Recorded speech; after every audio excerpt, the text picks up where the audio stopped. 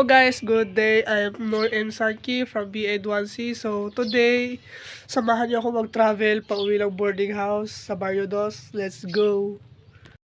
So ngayon is sasakay tayo ng motor papuntang terminal ng bus. So which is 15 pesos yung pamasahe. Dito is, ang nasakyan ko yung motor ng kapitbahay namin. Nasa 15 pesos yung pamasahe dahil nasa 5 to 3 minutes lang naman yung layo ng terminal ng bus at sa bahay namin. Nasa 15 to 20 minutes pala yung biyahe mula sa Esperanza hanggang sa Isulan.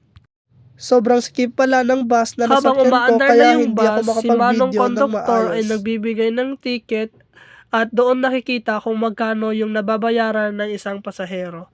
Yung akin is ang nabayaran ko ay nasa 21 pesos. Binayaran ko si Manong ng 100 pesos at sinuklian niya ako ng 79 pesos.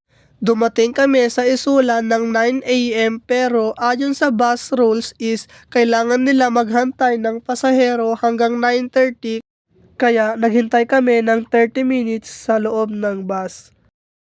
Yung sinasakyan ko palang bus is papuntang Tacurong City kaya hindi na din ako bumaba dahil nadadaanan nito ang aking boarding house.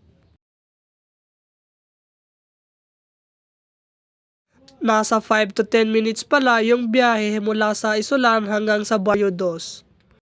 Habang hinihintay ko ang ticket na ibibigay sa akin ay tumingin-tingin muna ako sa bintana.